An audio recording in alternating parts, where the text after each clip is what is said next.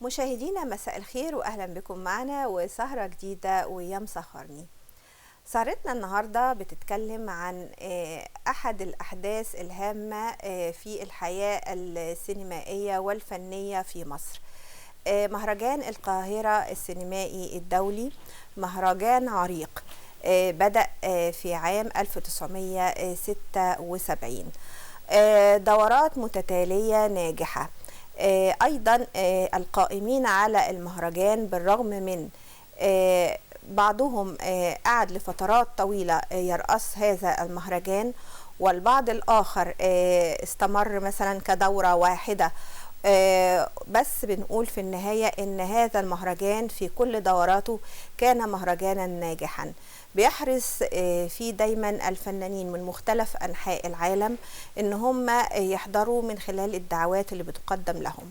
أفلام الجيدة اللي بيتم تقديمها في المهرجان، وأيضا في المسابقات الرسمية، وأيضا الجوائز الخاصة والتكريمات لها كل التقدير عند جميع الفنانين المشاركين في المهرجان.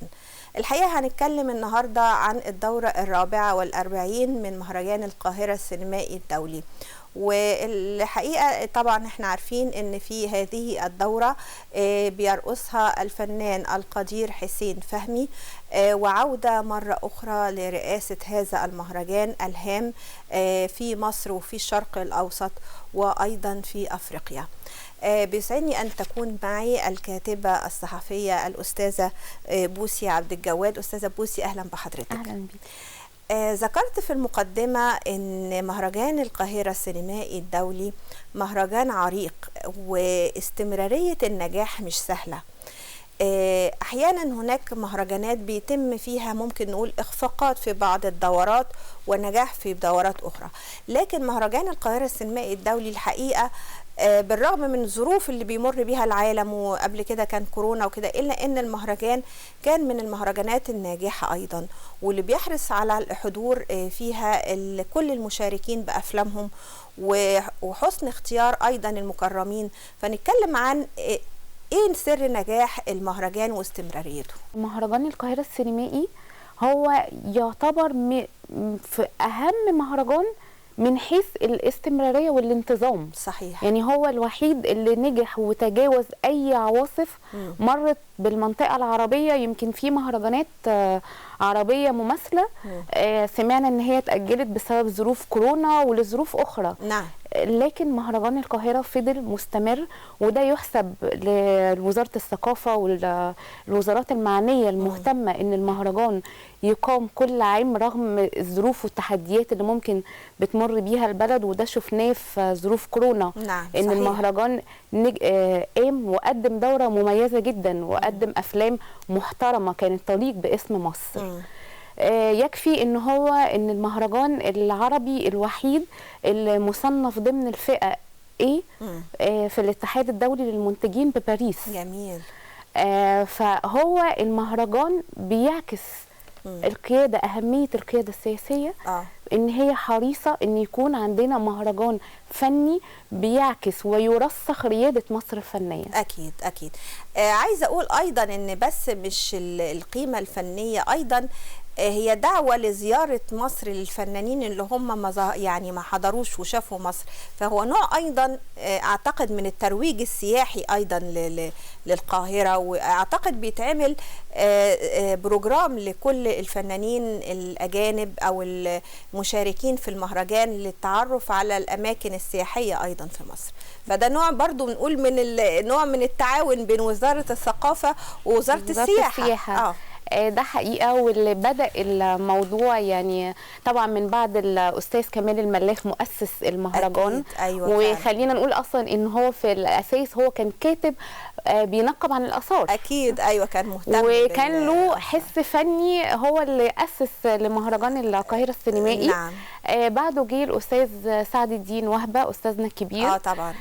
ترقصوا على فكره، يعني ترقصوا فتره طويله. نعم. وهو نجح ان هو وكان حريص ان هو المهرجان يكون له صبغه عالميه من خلال ان هو يستقطب نجوم عالميين. أكيد. ده ادى فرصه ان هم يشوفوا مصر بشكل افضل. ده كان له عامل كبير جدا في الترويج السياحي. واظن بعدها كمان يعني بعد المهرجان السياحه اتنشطت ان هم بقوا حابين يجوا على مصر. صحيح. حابين يجوا يشوفوا معالم مصر. بالزبط. اللي احنا رسخناها من خلال المهرجان. بالظبط، في زيارات خاصه قاموا بيها. مين دي اللي بيتقال لها مش نافعه بلاش مش عارف ايه؟ طب ده انا بلمح لتحدي ما بس واجري عليه، والصعب في ايدي والعقده دي عندي، ده انا افتح لك موضوع وكيف انا برضو اسلك في البيت. انا سندريلا وبشوف انا اسد الغابه، بدله وفستان وجونيلا غزلان وديابه، اشارتنا كلها اخضر وكروتي الحمرا في جيبي، هتقول ايه هعمل اكتر وانيب ودي مستي وعيب.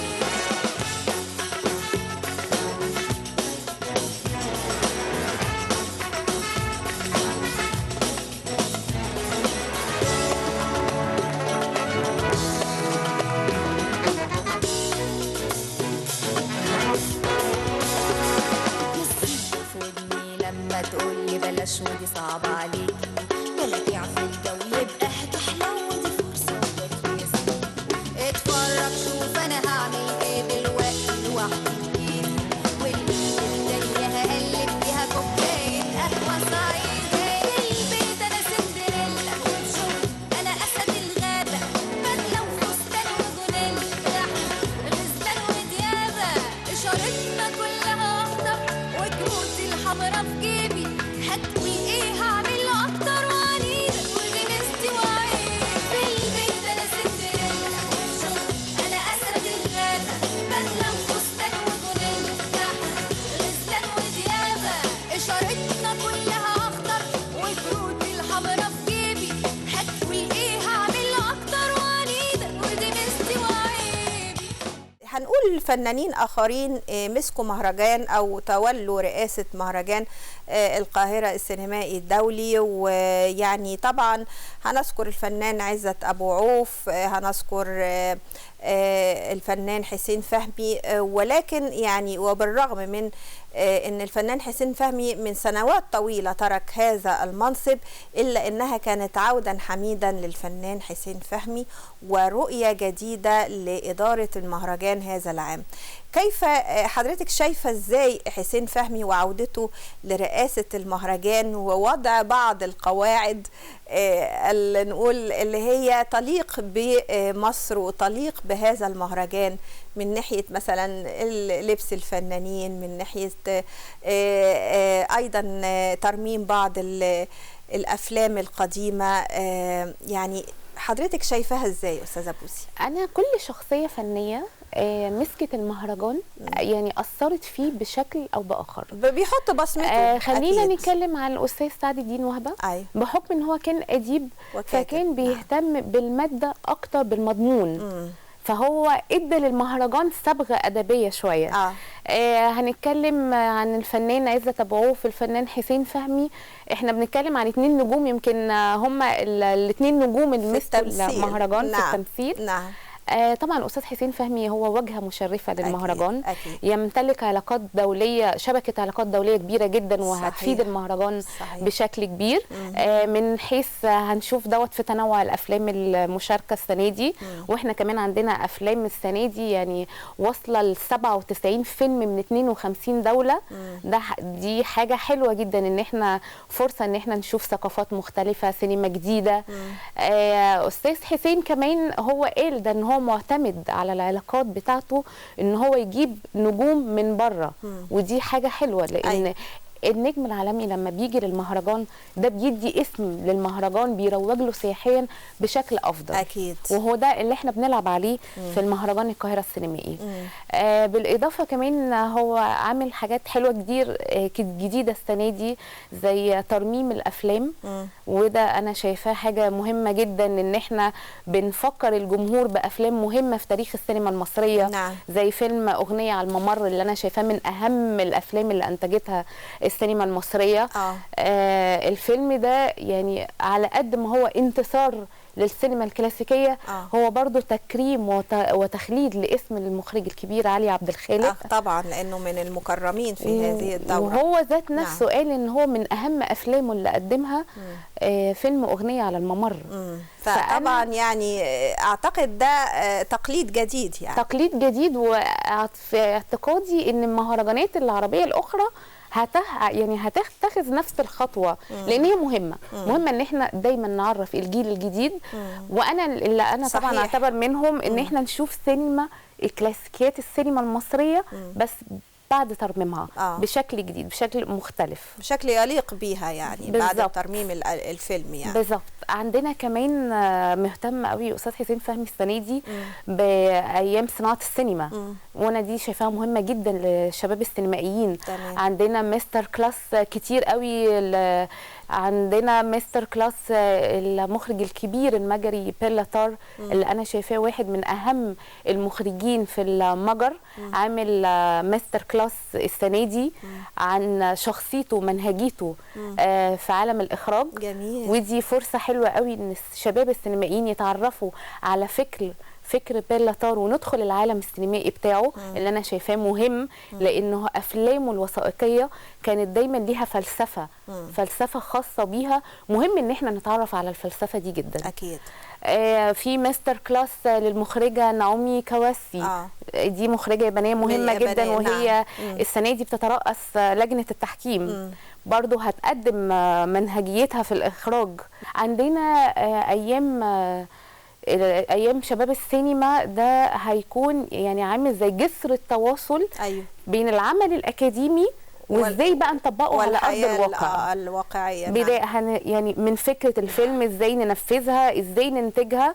مهم قوي ان احنا نهتم بالانتاج، لان السينما مش بس ممثل شاطر، مش بس كاتب ماهر ولا مخرج عبقري، لا ده منتج فاهم ودارس ازاي صناعه فيلم وتوزيعه بشكل يليق باسم الفيلم. صحيح. فهو عامل حاجات كتير حلوه قوي السنه دي. عامل الدريس كود ده مهم جدا. يعني يمكن في ناس انتقدته، بس انا شايفاه ان هو دي حاجه تليق باسم المهرجان وعراقه المهرجان. هو حريص واسم مصر واظهار الفنانات بشكل لائق. يعني غير كده كمان هو عايز الانظار سفراء لمصر تروح على الماده اللي بتقدمها المهرجان. نعم. لان المهرجان مش فستان، مش لبس كذا، مش فستان قصير، لا المهرجان فيه ماده، فيه ماده محترمه عايزين نهتم بيها، نهتم بصناعه السينما. المهرجان بيرقي الحس السينمائي والثقافي عند الجمهور. وعايزين نقول ان هناك تفاعل بين المهتمين بافلام المهرجان، يعني بنشوف شباب بيروح السينمات. ده حقيقه بيشوف افلام المهرجان. السنه اللي فاتت كان في 44,000 تذكره. نعم. فبيهتموا جدا بمعرفه الافلام المشاركه، حضور الافلام اللي هي داخله المهرجان، بيتعرفوا على فكر وثقافه دول اخرى. واعتقد التدقيق ايضا في اختيار الافلام المشاركه في المهرجان ده يعني من اهم اولويات الفنان كمان. انا واثقه ان دوره السنه دي هتكون دوره مختلفه اكيد، بوجود المخرج الكبير امير رمسيس. طبعا يعني هو كان المهرجان احد اسباب نجاح مهرجان الجونه السينمائي بافلامه، فهو له رؤيه مميزه قوي في اختيار الافلام. يعني هو بيهتم بالعمل السينمائي كصناعه ككل. يعني العمل السينمائي مش بس نجم ولا قصه، لا العمل السينمائي ازياء، ديكور، موسيقى تصويريه. واستاذ امير رمسيس متميز قوي في النقطه دي. فانا واثقه ان السنه دي هيكون في وجبه سينمائيه دسمه من الافلام متنوعه في الحبكات الدرامية. يعني هنشوف حاجة كويسة مميزة. أكيد. ما الدنيا أصلا زي فيلم أكشن رومانسي دراما كوميدي، وكل واحد عنده حلم امتى هيجي الدور عليه ويمضي. ما الدنيا أصلا زي فيلم، أكشن رومانسي دراما كوميدي، وكل واحد عنده حلم امتى هيجي الدور عليه ويمضي. والأحداث هتلف لفة، والكل هيختار منها دوره، في اللي هيتعمل له زفة، واللي الكلام وقف في زوره. والأحداث هتلف لفة، والكل هيختار منها دوره، في اللي هيتعمل له زفة، واللي الكلام وقف في زوره.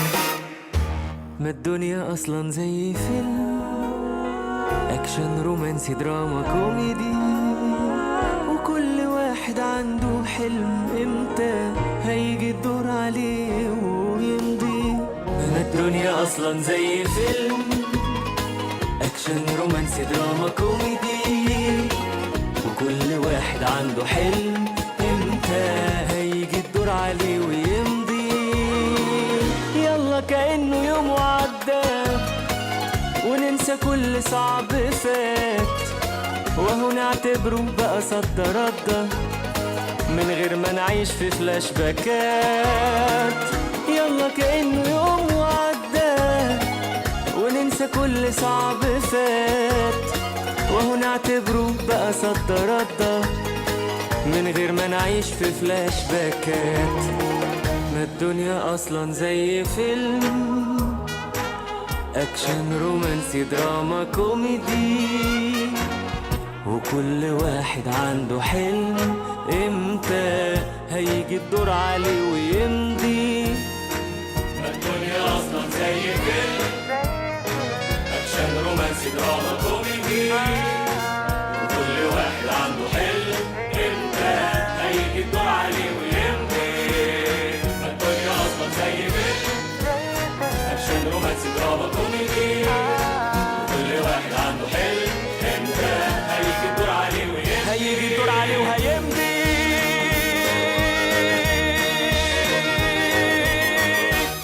احنا طبعا لو بصينا في تاريخ المهرجان هو كرم العديد من الاسماء العالميه، نيكولاس كيج، ألان ديلون، بيتر أوتول، جون مالكوفيتش وغيرهم الحقيقه، واسماء بارزه في عالم السينما العالميه. التكريم ايضا هذا العام وسريعا كده الفنانه الجميله والرقيقه لبلبة هتكرم بالهرم الذهبي. ايضا يعني تكريمها هيكون طبعا نتيجة العطاء الفني ليها. تكريم ايضا كاملة ابو ذكري كمخرجة رائعة ولها العديد من الاعمال، وايضا زي ما حضرتك ذكرتي في النهاية المخرج الكبير علي عبد الخالق الراحل طبعا. شايفة التكريم هؤلاء ازاي؟ انا شايفة التكريم ده احنا بنقول للسينمائيين الشباب ده قدوة ليك. يعني مهما ما تمر بمنعطفات كتير قوي، لا ما تنحرفش عن رؤيتك الفنية، عن شخصيتك الفنية، لان في الاخر هتوصل. لان الاسماء دي اسماء معروفة في مجال السينما. الاسماء دي ما عمرنا ما سمعنا ان هي قدمت فيلم وحش او مستوى متدني عشان تبقى موجودة على الساحة. لا يعني أستاذة كاملة أبو ذكري بوجودها رجعت سينما المرأة. جائزة سيدة الشاشة العربية فاتن حمامة يعني بالظبط. تكريم ليها. الفنانة لبلبة كذلك قدمت أفلام كتير قوي عن المرأة. يعني أنا شايفة بيبقى نموذج قدوة لشباب السينمائيين. ما تنحرفوش عن مساركم، خليكم متمسكين بهويتكم السينمائية، لأن في الآخر هتوصلوا للي انتوا عايزينه. غير كده كمان أنا شايفة إن التكريم، يعني احنا عندنا كمان المخرج المجري الكبير بيلا طار هيكرم السنه دي وهيقدم ماستر كلاس. ده انا شايفه ان هو حاجه مهمه قوي ان احنا نتعرف عن مخرج كبير زي بيلا طار، عن على فنه وعلى الافلام اللي اخرجها. ده شيء مهم. خصوصا ان هو يعني هيدي ماستر كلاس عن كده، حتى عن طريقته في التعامل مع الناس اللي هم خلف الكاميرا، مع فريق التصوير. ودي على ما اعتقد هتبقى حاجه مهمه جدا للسينمائيين الشباب. نعم. فانا شايفه ان ده ترويج سياحي برضو لينا، ان مخرج كبير زي بيلا طار يجي مصر ويتعرف على ثقافتنا المصريه، يعني بتبقى حاجه حلوه لينا. اكيد اكيد. الكاتبه الصحفيه الاستاذه بوسي عبد الجواد، هنقول بقى مهرجان القاهرة السينمائي الدولي، مهرجان الحقيقة إذا كان بيقدم أفلام مشاركة من دول متعددة، فإيه الأفلام المصرية اللي هتشارك؟ وإحنا عارفين إن إنتاجنا قليل شوية من الأفلام. حضرتك نتكلم عن الأفلام المشاركة. احنا السنه دي بيشارك 97 فيلم من 52 دوله، في تقريبا 79 فيلم في قسم الافلام الطويله الروائيه الطويله، وعندنا 18 فيلم في الافلام القصيره ده، وعندنا 10 افلام في الكلاسيكيات. عندنا فيلم مصري واحد مشارك 19 ب، او ده اللي يعني هيبقى السبوت عليه عالي قوي، لان هو الفيلم المصري الوحيد المشارك السنه دي. انا شايفه ان احنا يعني ان يكون عندنا فيلم من 52 دوله، احنا هنشوف يعني سينما جديده، سينما مختلفه، سينمات جديده. هيبقى في زي ما قلتي فرايتي كتير قوي، يخلي يعني عند الجمهور يعني بنوصله لمرحله التشبع الفني، يكون عنده تشبع فني، ان هو بيشوف سينما مختلفه، سينما جديده، ثقافه جديده. ما السينما دايما هي طبعا انعكاس لثقافه المجتمع، من ثقافه المجتمع. نعم. فبتبقى فرصه حلوه ان هم يتفرجوا على سينمات مختلفه، سينمات جديده، خصوصا ان المهرجان بيعرض الفيلم من غير اي يعني بدون حذف، بدون رقابه، زي ما هو يعني زي ما هو. فهيبقى عندنا وجبه دسمه، عندنا افلام كتير، هيبقى فرصه حلوه ان احنا نتعرف نشوف سينما جديده السنه دي.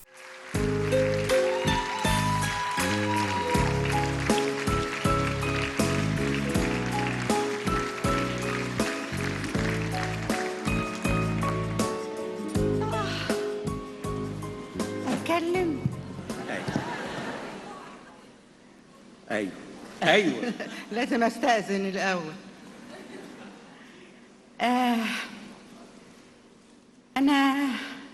أنا سعيدة أوي، مبسوطة جدا، فرحانة أوي أوي أوي أوي أوي. بجد حصل لي الشرف إن أنا أتكرم من مهرجان القاهرة السينمائي الدولي، حصل لي الشرف فعلا.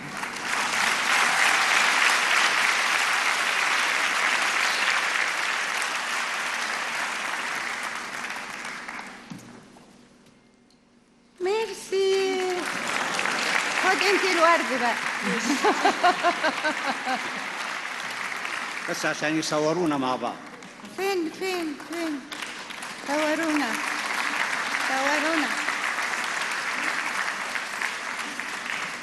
دي بتاعتي انا مش بتاعته هو.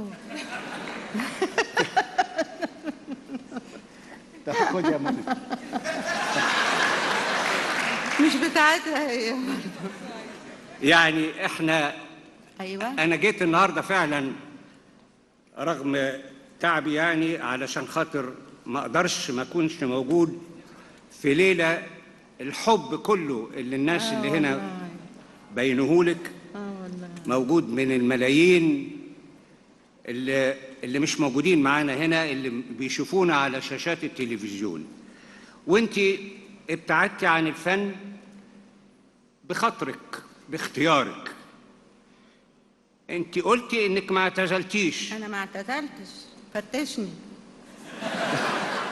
الحقيقه الدوره دي ان شاء الله يعني احنا بنتمنى انها يعني تنتهي، وانها تكون دوره ناجحه، وخصوصا زي ما ذكرنا وجود فنان كبير زي حسين فهمي ورؤيته الخاصه بيه، وايضا دراسته للاخراج ورؤيته الفنيه. اعتقد هذه الدورة تكلل بالنجاح إن شاء الله، ونستمتع إحنا كمشاهدين وكل اللي مهتمين برؤية أفلام المهرجان إن هم يستمتعوا بالأفلام اللي هتنزل في السينمات ويشاهدوها. وأيضا حلو جدا إن إحنا نحضر الفعاليات اللي بتقام أو الندوات دي، مهمة جدا بالزبط. وخصوصا لكل المهتمين بفن السينما بالظبط. هم موفرين كمان تذاكر لطلبة معهد السينما.